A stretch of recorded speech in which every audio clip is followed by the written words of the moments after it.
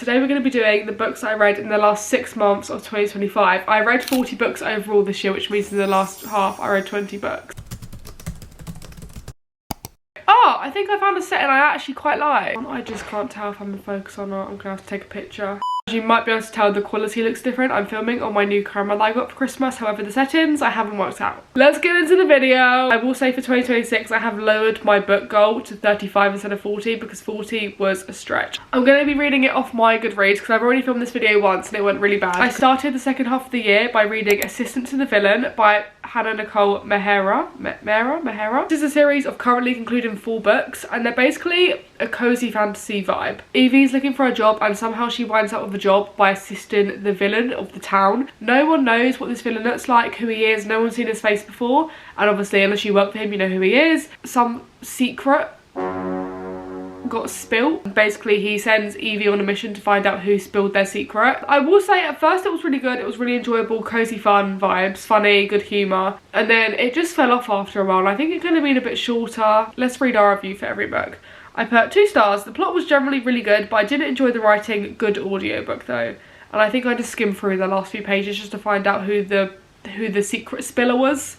And to be fair, I didn't guess who it was, so that's always a bright side. Next up was Icebreaker by Hannah Grace. I gave this 4 stars and my review said, damn, I love this damn book. Although I do think it could have been shorter. I'm not usually a spice person, but this one slapped. Also, I need myself a Henry. God damn! This is the first book in the Maple Hill series where you've got a big group of friends and then each book is about a different couple within this friendship group. So this one you're following Nathan and Anastasia, or Stazzy. Anastasia is an ice skater, Nathan's the captain of the hockey teams. Obviously you already know sports romance. It's kind of like a soft enemies to lovers because they do get together at the very beginning of the book, but she regrets it and she's like, why did I do that? And then obviously as the book goes on he tries to charm her. I cast a spell on you, but you won't forget me. I actually can't tell if I'm in focus or not because my eyesight's so bad. That's really good. Really riveting stuff. I read my first thriller of the second part of the year and I'm not a thriller girly. I think it's because I'm just very like impatient. So by the time I think I know who it is, I just want to know if I'm right or not, and then usually I'm wrong anyway, so I spoil the book. This is by Jack Jordan. I gave it 2 stars and I did enjoy it as an audiobook, however I found the plot repetitive. I understand the author tried to make it realistic to an actual court case, but I believe the book could have been nearer 300 pages. I do recommend nonetheless. Premise and the plot is actually really good. So Wade Darling is accused of his whole family. He's pleading innocent, however. And then Neve is his barrister and she's basically got to prove his innocence, whether he's innocent or not, because that's just her job. She's basically blackmailed into making Wade go down as guilty, and she's obviously trying to fight that because she takes her job quite seriously, so she's trying to like find a way around this blackmail. On the other side of this story, you've got Neve's late husband died about a year ago. You're basically trying to work out whether Wade's guilty or not, and you're also trying to work out who her husband. The thing I will say that I didn't enjoy too much about this book is it just has a lot of court cases. Obviously very normal, it's a book about a court case, but at the end, great plot twist, really enjoyed. And also the funny thing about this book is I picked it up in a charity shop because I kept seeing it everywhere. Brought it home, read it, realised it was signed.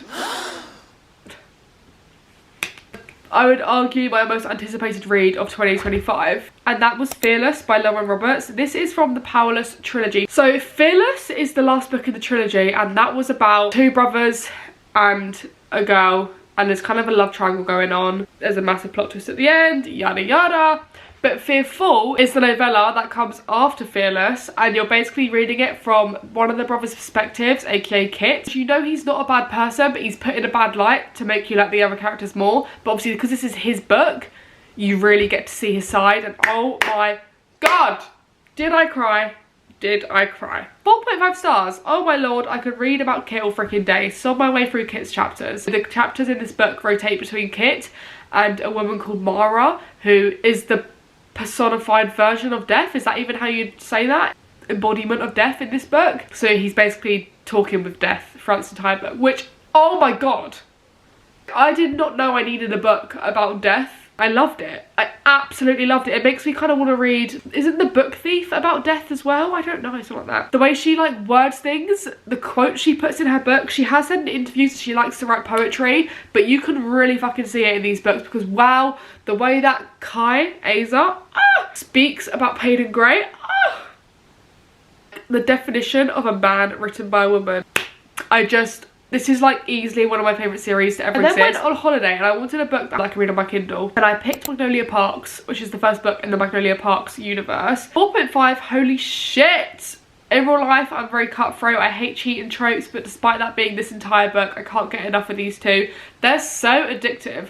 Update, I've updated it to 5 stars because this entire series has taken over my life, which is so correct. Oh, girl, this book haunts me. She haunts me. I've even got a pottery bowl that I painted. You're essentially watching a bunch of rich kids who went to boarding school and are trauma bonded together through boarding school have like very human arguments. Despite them being rich, some of the arguments are more like modern day world arguments and not very like down to earth ones. The way they deal with their trauma and the way they deal with arguments and cope, it's just very normal. And I think that's why I love the series so much. They just feel like real people and not even characters. And I feel like I could be reading about someone's diary or something. I also love Jessa Hastings' writing. She writes like you're reading someone's brainwaves, if you know what I'm saying. Like every single thought that goes through the character's mind is on that page. And it's... the highlights are out, the tabs are out. And then because I like the first book so much, I went on to read the second book, which is Daisy Hates. Essentially Magnolia Parks universe. And it goes Magnolia Parks, Daisy Hates, Magnolia Parks, Daisy Hates, so on. Daisy Hates is another girl in the Magnolia Parks series. So you've got Magnolia and BJ in their books, and then in the Daisy books you've got Daisy and her brother Julian. They run a ring of sorts. I don't know what I can say on YouTube. They give out fun little sweets, if you know what I'm saying. Daisy Hates I gave 4 stars. And then I love Daisy Hates so much as well. I went back to Magnolia Parks and I read the 3rd book in the series and I gave this one a 4 stars. This is Magnolia Parks The Long Way Home. That ending is enough to put me back in therapy. I was so in denial and impatient I had to Google to be sure. I can't bloody believe it. And the name of the book doesn't lie, it was in fact long. It's called The Long Way Home because that's Magnolia Parks trying to figure out herself. And it takes her the whole book to figure out herself. The whole book, the whole 500 pages it takes her. It's okay though because I really enjoyed it. Jessa Hastings is not afraid to kill off character, I tell you that for free. Next up was Unravel Me. I gave that 3 stars. This is the second book in the Shatter Me series. I read the first Shatter Me book I think in like January 2024 or something, so it was about a year since I read the first one. And when you leave a series that long, it means 2 things. You didn't enjoy the first book and you don't want to read the second book. I read the whole of Unravel Me and I still was not 100% in. Like, yes, I enjoyed it more than the first book, which is a positive start. And I was like, okay, I'm getting somewhere. But honestly, I think it's because Aaron's blonde. And then Juliet is our female main character. And she was just a bit too whiny for me. I need myself a strong, independent woman, female main character who doesn't take shit from no one. But oh my god. So next up was my second thriller of the year. That was The House Across the Lake by Riley Sager. I gave this 2 stars. What a strange book. It was good at first, a bit slow, then about page 200 it picked up. Got so crazy and random, I assumed there'd be a reasonable explanation. Was there?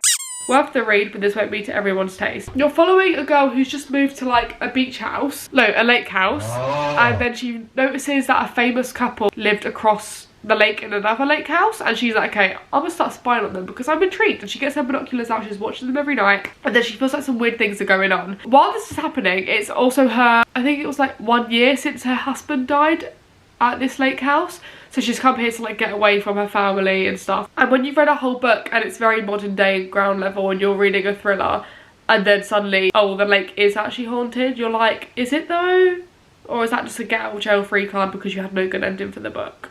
Here's Looking at You by Vari McFarlane. I read this because Hayley Pham loves this book. She loves Vari McFarlane and I'm on the hunt to find some more romance authors that I actually like. I gave this 3 stars. I put fun book, good humour, just far too long. I stopped reading at 350 pages. At first I was really into it. I actually thought I was going to find a new romance author that I loved. I will say it's one of Vari McFarlane's older books, so maybe that's why I didn't enjoy it so much. Things were resolved and then there was like another 200 pages and I was like, like, I get there's probably going to be a 3rd act breakup or some big plot twist or something, but if you're going to start dating halfway through the book, I ain't going to read the rest. But it's essentially about a girl who goes to her high school reunion and then she sees someone who used to kind of bully her. She ends up, through her work, meeting him again, but she doesn't tell him who she is because she's had a big glow up since she was in school. And then eventually, obviously, he finds out who she is. I decided I needed something that I knew was going to be good. So I read Daisy Hates, which is the 4th book in the Magnolia Parks universe. 4 stars. Sobbing, sobbing, sobbing. If Julian doesn't get a happy ending, I'm be real pissed. This book really went into Daisy Hates' and Julian's background, so you're finding out about how they came to be in this ring of sorts, if you know what I'm saying. You get all their family history. You also see Julian fall in love with someone, which doesn't happen ever, because with his job, love is not like in the board games, is not in the games, is not on the floor. What the fuck is that saying? Love is not on the table. Love is not on the table. Think Again by Jacqueline Wilson. If you grew up reading the Jacqueline Wilson books, you will know about the girls books, and this is a series that she wrote for like younger kids. Oh, who is she? Who is she? Do you see that, guys? The most iconic. When this book first came out, it was all over TikTok.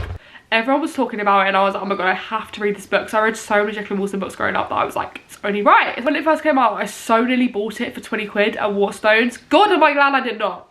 Lord Jesus, am I glad I did not do that. 2 stars. I have no idea what I just read about. Yeah. You're reading about a 40-year-old woman who is trying to find herself again. Her daughter's off at college and she doesn't really know what she likes, what she wants to do. Back into the Magnolia Parks universe I go, because her books are so reliable. Magnolia Parks Into the Dark, the 5th book in the universe. 5 stars. Dealing with grief while reading this was the most heartbreaking but beautiful experience. I love them so freaking much. It's so deep in my bones. I can't believe this was the last Magnolia and BJ book. Sobbing. Wow, this book. Wow. Wow, wow, wow, wow. Obviously, in the last Magnolia book, someone died, and then in this book, you're watching everyone deal with that grief. It was a tough but beautiful read, because the way it was written about was just stunning, but obviously, when you're reading about death, it's never going to be that stunning. That was Divine Rivals by Rebecca Ross. This is the first book in the Letters of Enchantment series. This is like a soft romantasy, I'd probably call it, maybe fantasy. I really enjoyed it at first, and then for some reason it fell off a bit. 3.5 stars. Update, I think the fact they're 18, 19 threw me off, as I'm older than them and it felt a bit far-fetched considering they're so young. You've got a main female character, Iris, and the main character called Roman, Kit. They both work at the same newspaper Gazette company, and they're fighting for the same job, so they're kind of enemies right now. Meanwhile, Iris's brother is lost at war, and she's like, I need to find him because something happens, which means she's basically not got anyone else really. So she's like, okay, I'm gonna go off to war to find him. She kind of goes on a big self-exploration journey to find herself as well as her brother. But the fantasy element comes in because the war is about 2 gods who are fighting. Next up was Genuine Fraud by E. Lockhart. This book was another really weird book. 1 star. I kept reading because I was convinced there'd be an impeccable plot twist like in We Were Liars. Sad face. I found this book in the charity shop and I thought, we're gonna try another book of hers, although I do know her to be quite controversial with her books. Some people love, some people hate. Very Marmite coded. The whole book you're trying to work out what she's doing. You're not really sure what's going on the entire book. That she's trying to like take on the personality of one of her mates, but you're not sure why. And then by the end you do know why, but you're still like, yeah, but why? Then I decided, oh, I'm sick of this. Let's read the Cruel Prince trilogy, which changed many people's lives who like fantasy, so my hopes are extremely high. I did enjoy the series, and I would say overall it's a 4-star series, so it was good. First book, I put 3.5, enjoyable. I'm slumping at the most, everything's a bit naff. Jude is a sister of 3, and then her and her sisters are taken to a fairyland, and one of the sisters is actually a fairy, which you do get the background story of. Her and her other sister are both humans, so they're treated poorly, to say the least, at this fairy world. And Jude is determined to work her way up the ranks, but no one believes in her, and she's like, right, I'm gonna do it. But by the second book, The Wicked King, she's made her way up the ranks, so she is an absolute hardcore FMC, which I love. This is what I need, like a hardcore don't stop for no one. There's still an enemies to lovers thing going on, but this is the book where you first see the lovers part kind of tinkling a little bit. Oh, this is the Folk of the Air trilogy, by the way, I kind of forgot to say. Yeah, Queen of Nothing. I mean, you can kind of guess by the title what happened in the end. I can't remember what the quote is. There's like a really good quote for it that was in the book the entire way around. It was like, power is hard to grab but even harder to hold, something like that. That quote like really comes into play in this book. At this point she's got her power, but it's like just slipping through her fingers. Last 2 books, A Court of Frost and Starlight. This was because I was at 38 books for the year and I was just desperate to get to 40, so I picked up the shortest book on my shelf that I knew I'd enjoy, and equally because I was in a slump, I was in a book I'd already read, so I didn't have to get to a new thing and like try and understand something new. And obviously A Court of Thorns and Roses is my favourite series to ever exist, so I was like, sick, we're doing that one. I feel like everyone and their mums have read A Court of Thorns and Roses by now. I finished my reread, 3.5 stars. I just love the Inner Circle so damn much. Sarah, I'm gonna need book 6 now, please. Kiss, kiss, kiss. Sarah, I'm gonna need book 6 now, please. Kiss, kiss, kiss. And then I finished off the year low-key on a high, and I read Never Never by 𝘔𝘰𝘬𝘪𝘢. I found this in the charity shop, and I obviously was not gonna leave it because I do love a 𝘔𝘰𝘬𝘪𝘢 book. I put low-key really enjoyed this book despite the controversial reviews, but that ending, how is that even considered an ending? I was expecting a plot twist or even a half-staff cliffhanger hinted at the cause, but we got shit all, in brackets, them poor kids. Update! I've come to the conclusion the best way to describe the ending is that Noah Schnapp meme. You're telling me I just bought Ratatouille for nothing? Are you kidding me? So what does this mean? Does this mean I literally just bought Ratatouille for nothing? Let's get into it. I loved this book up until part 3. The book is put into 3 parts. You've got 2 people who have lost their memories. They can't work out how or why. They work out that each other have both had this happen to them. So like they stick together and then they find out they used to date. So they're like, okay, why did we used to date? Because obviously there's nothing there anymore. It's a really good mystery, really beautifully written, loads of beautiful quotes that I was highlighting and tabbing. And then when you get to why they lost their memories, you're like, really? That's it? You're never really given an explanation. Like, yes, you kind of are, but even then you're like, what? They are all the books I read. My camera's flashing. I hope you enjoyed my video. I'll see you next time, and I hope this video is in focus on most of it, because I'm gonna scream if it's not in focus. Love you.